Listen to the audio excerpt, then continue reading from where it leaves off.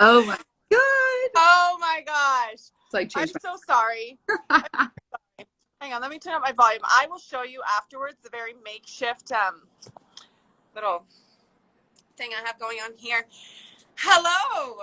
No, you should say it. So first off, I'm like traveling, right? Oh, can you hear me okay? Yeah, I can hear you great. Okay. So I don't even have, I'm like in LA, like, like the different, like I have a photo shoot later on today. I'm sitting like in the hotel lobby because the Wi-Fi up in my room is just, it's, yeah. So hi, I'm so glad we work. You've It's had so great. an exciting week with your book. It's been a really yeah, it's a really exciting time. It's a really exciting time. Thank you so much. So my book, Arthur Fantastic, was on Good Morning America Book Club. Like what? That is huge.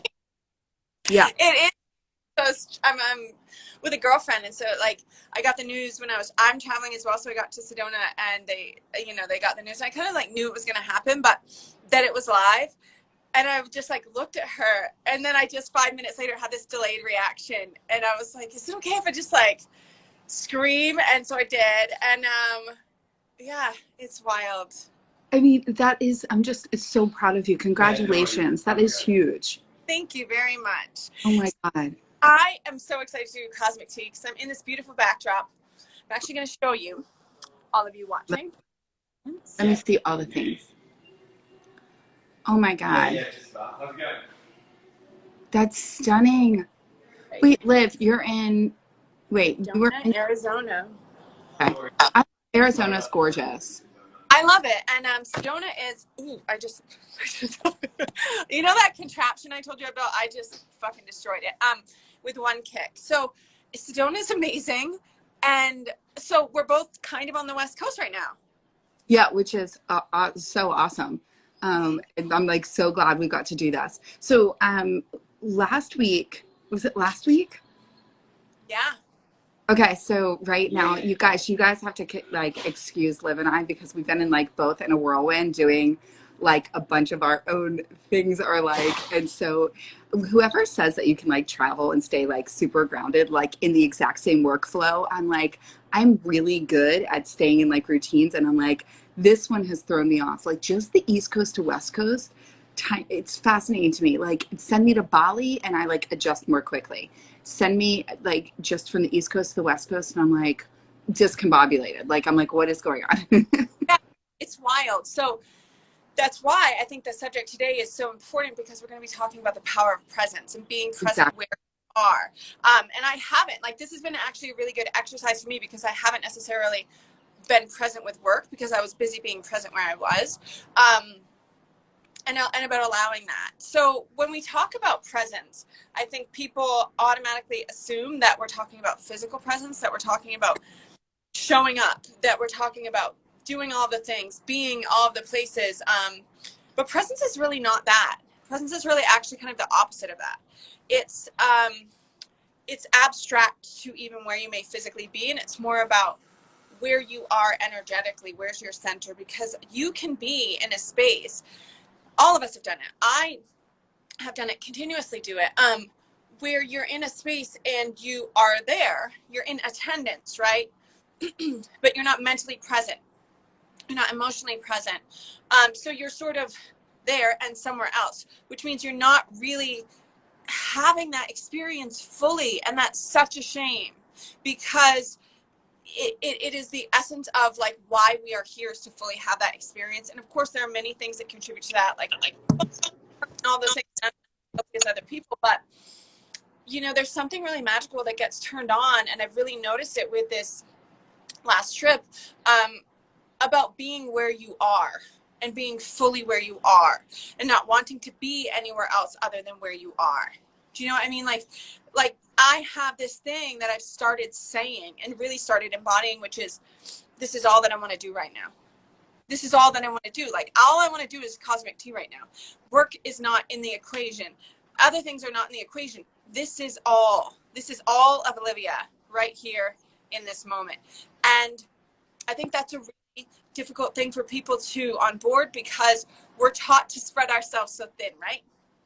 and we're taught to be so many things to so many people, but there's such an efficacy in just being fully exactly where you are. It's so true. So I had my birthday last weekend Yes, and happy wrote birthday. a post My out. little ram, What? my little Aries ram, happy birthday. Right. I know. Everyone's like Taurus. And I'm like, no, I'm like right on the cusp. I'm in Aries by the day. Um, and I wrote that one of the greatest gifts that I've experienced for myself and have given to everybody in my life, and really it was COVID that brought this about for me, was the power of presence. And I realized, and as a result, I was taking stock of like, what has that done for me in my life? And I noticed it has enriched every one of my relationships. It's enriched my happiness, my joy for all that I've created, all that I am, everywhere that I am in life, as opposed to looking so. And I realized, wow, I used to have so much energy tied up in replaying the past or going, well, what if I would have said yes to that? Or what if I would have gone here? Or what if I, all the way back to like college choices, right? Like these tapes that run, and they really detract from our current happiness and energy. And you don't realize it until you're practicing it. And I also saw really fascinating as an entrepreneur, and as a like sorry, there's like myself and another dude that's like one thing down. Can you hear me okay? No, great. Okay. So I really saw that even in all of my aspirations. I'm a very goal oriented, high achieving person. And so even in doing that, I realized, wow, I'm not giving everything to my current goal. I'm so caught up in where I'm going to go next. And am I going to go here? Even planning travel plans to planning out retreats to other things, that I was like, what if I just give everything my energy in this moment to the task at hand? And then I move on. And there was something fascinating that my acting teacher, Eric Morris, shared.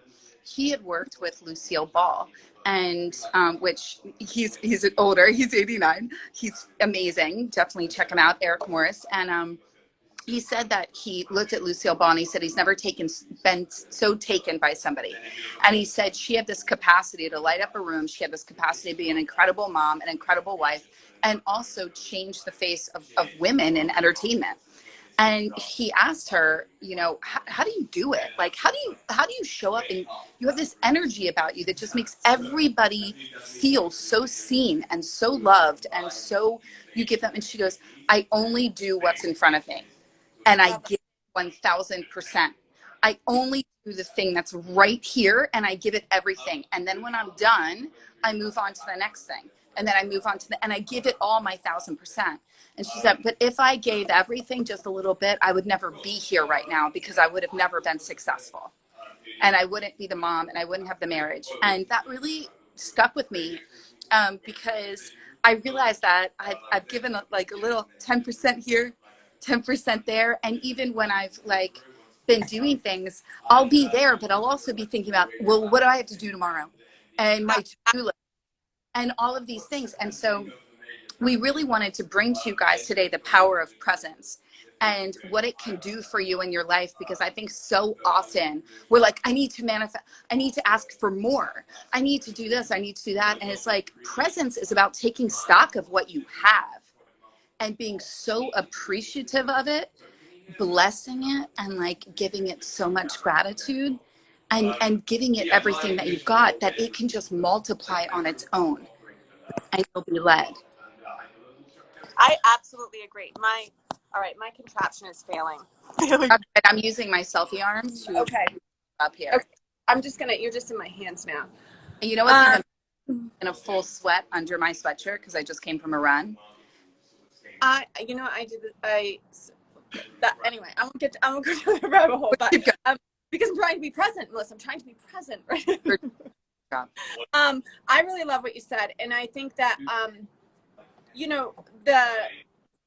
the quagmire is that the more successful that you become, the more that you're tasked with, right? So the more that you know and show that you can accomplish, and that you are a performer, and that you can meet that goals, right? So like as a D1 athlete in college, I was like super successful. But then it just started getting harder because you level up and you level up and you level up. And pretty soon I was just demanding more of my body. And then becoming, you know, CEO at a very young age and all these things. It was just like, you never reach the point, especially if you have that mindset of, I'm grateful and I'm satisfied, but I'm not complacent. So if you have that mindset where you want to expand always, and it's a really good thing to have, you will never reach a point where you allow yourself to say enough is enough and this is okay. You will just keep reaching for the next year and the next year and the next year. So it's so uber important to employ these things into your life, because the more you show that you can do, the more that life and the world and your own cognitive scope will ask you to do. You have to be the moderator of that, because the catch-22 is that you won't actually really enjoy and taste and savor and squeeze the juice out of all the things you work so hard for if you don't allow yourself to be present. So something that I've really started doing is really trying not to say yes to things that really I don't have time for, but that I feel an emotional obligation to do, because it takes me out of presence. And I've given myself windows of, okay, I'll only respond to emails in X window of time. I'll only text people back in X window of time. And of course there are variations and like things that you have to do, you know, but really getting organized in that way is so important, because otherwise you're giving every single person pieces of yourself. And we've talked about this before, and there's absolutely no way to be present and really enjoy what And you've people worked feel it. People feel when you're not fully present. Yeah, and it's annoying and irritating, and actually you don't want to be that person, but we become that person. And again, even if you're not the CEO of a company, even if you're not trying to, you know, grow your brand and things of that nature, on some small level, I promise you that you are allowing other people to dictate how you expend your time. So energy, what you give your attention to, that's the frequency of the universe, right? We've talked about this to like so much. So it's about what you want to give your energy to. And that's true in relationships. That's true in anything. You have to be the moderator of it. Because otherwise you will just live the same year 75 times and call it a life, right? So true. Being present is about saying, how do I want this day to be different? What is the base emotion, or what juice do I want to squeeze out of this day, right? So I'm always saying that. I'm always like, this is going to be the most epic day ever. And my kids get really annoyed. They're like, Mom, you see the day? I'm like, that's because this day is going to be more epic than yesterday, you know? Yeah. And so really just kind of setting the high bar, I think, for myself personally has been really, really important. But I love what you said about just of you just doing that. Like, think back to before people had cell phones. You would just call someone and then you say, I'll talk to you next week. And you didn't think about it, you know? But now we have had the luxury of constant contact, constant communication, constant accessibility to you and your energy. So we got to make an effort to scale that back. Otherwise, you end up feeling anxious and frazzled, and sleep issues, and you know, even digestive issues. It's just like the list goes on and on. All of these point to you not being fully present.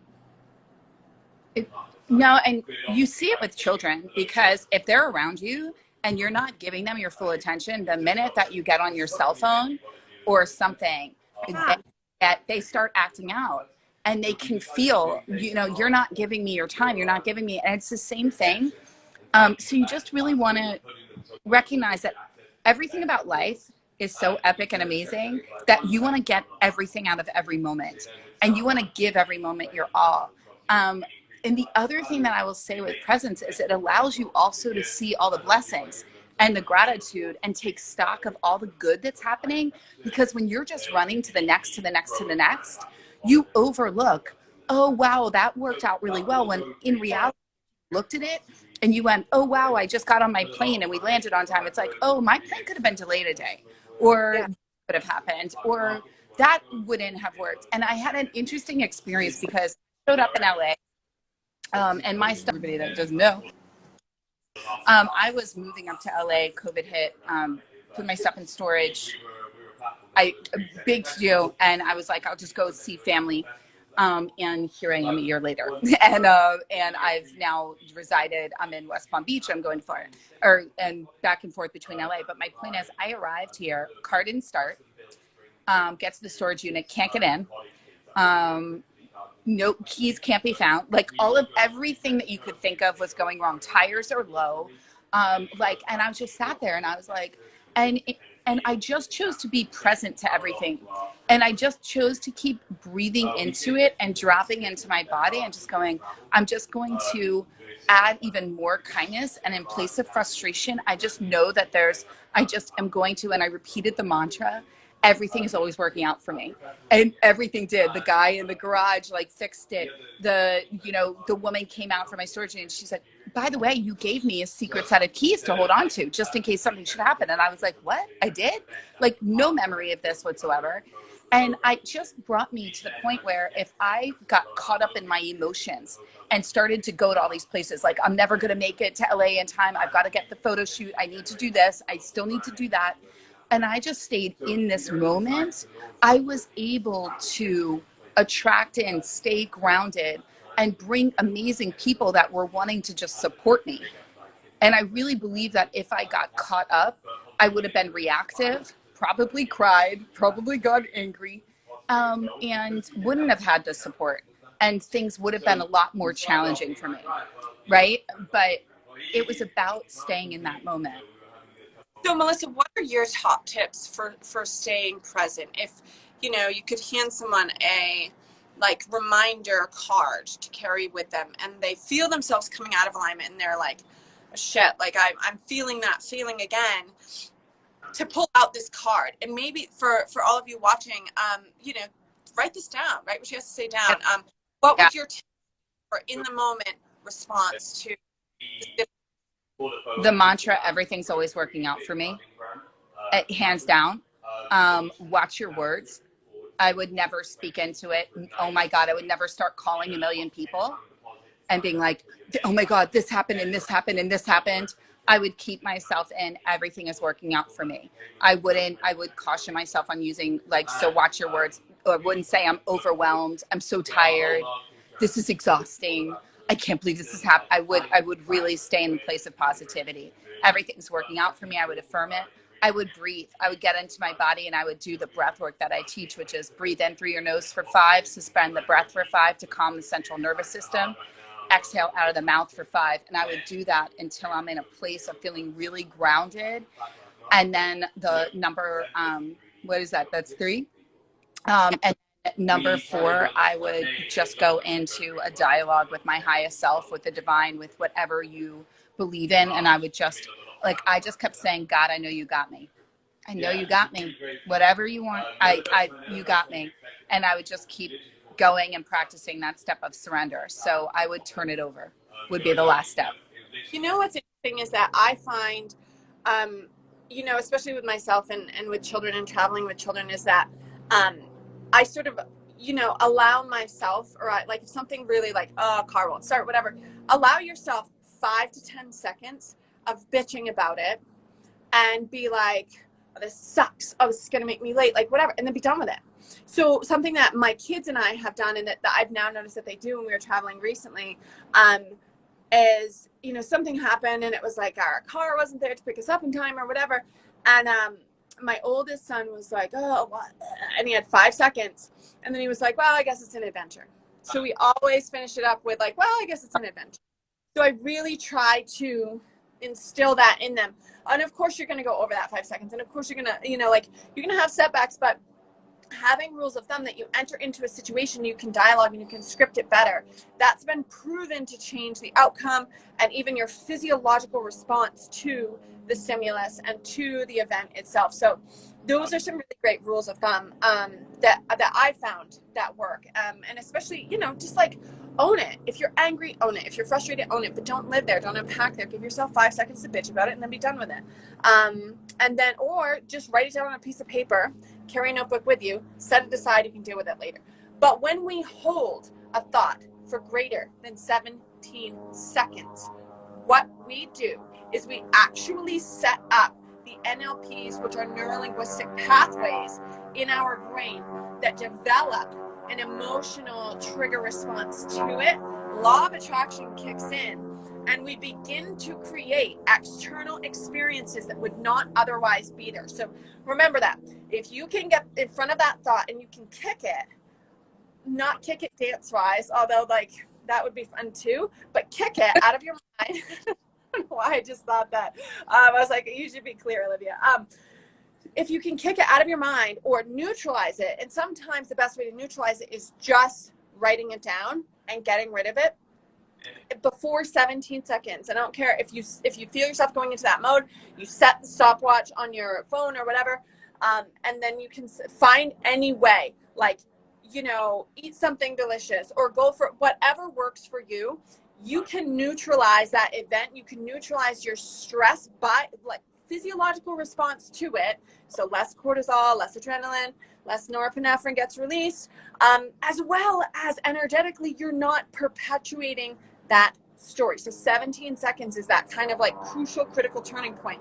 After 17 seconds, sure, you can neutralize. It's going to be a lot more work. I love this. I have a question for you. Yeah. And I love the 17 seconds because it's 17 seconds to create a new belief, good or bad.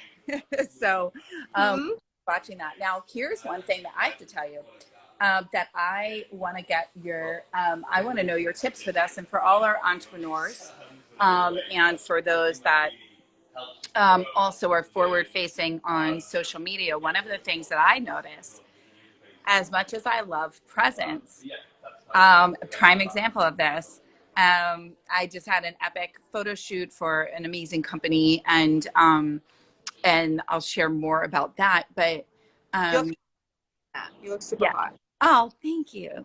But it was fascinating because at the end of it, I'm like, how did I not get more photos? How did I not like take people behind the scenes with me? And I had the best time. It was the best photo shoot. But I sat there and I was like, oh my God, I was so present to this day and to this experience and to just giving them everything that I had, that then I wasn't in the space of like, oh, right. So as a, whatever you would say we are, and that influencer, you know, thing and brand, I sat there like, okay, like my community is everything. I know they would have loved to have seen this. You know, I can't believe I didn't do this, but I realized sometimes with me, when I'm very present, I don't think to pick up this phone because my phone takes me out of being present, because then I'm on a full other connection point, and then I'm in strategy, and I'm in like, let me share my life and let me put the links in and let me make sure I'm tagging this person, and my mind has to go completely in another way and also drop more into like a masculine energy of doing versus when I'm in a, I'm very much like in my body and in my feminine, right? So I want to ask you, what have you found and what are your tips and tricks? Because I know that a lot of entrepreneurs struggle with this. I get this question as well, which is like, I love that, but then I'm not taking pictures of like my kids' birthdays, or like I'm not like, right, because I'm so in the moment, and then I'm like, oh, I miss that. What do you do? How do you manage the two?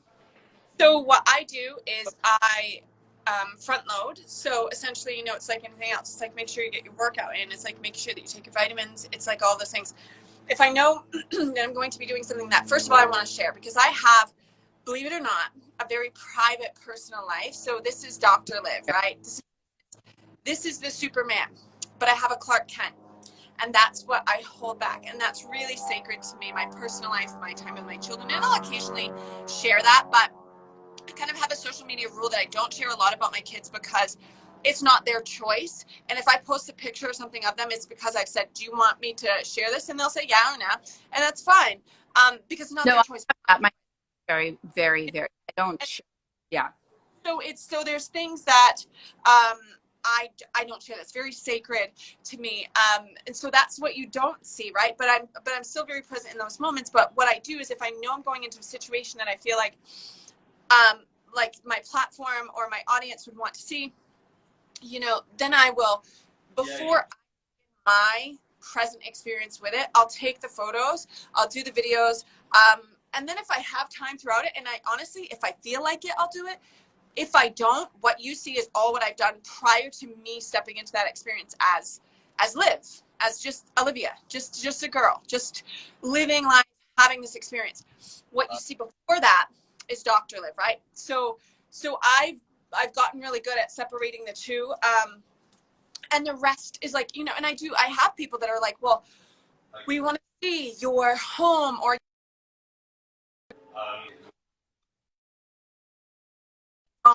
I don't typically share because it's not, it's, I sort of like keep that very sacred. And I say, like, assume they're wonderful, assume they're very cute and special. They are all of those things, but it's still something that I want to have as an aspect of my identity, which is those personal experiences, which it sounds like you had. You were very present in that shoot. That was a Melissa experience. And taking people back would have been a Melissa Kathryn experience. Do you know what I mean? It's sort of like you have to organize and schedule the two. So doing it before you go into the experience is really essential and critical.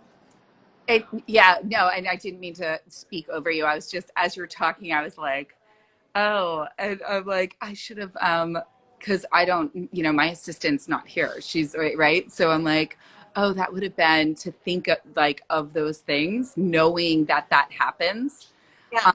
Which, as we're talking about this, I think that that's a great point just to share as we're wrapping this up about, if that you have an event or an experience or a trip, and it's something that you want to capture, outsourcing that to other people so that you can do.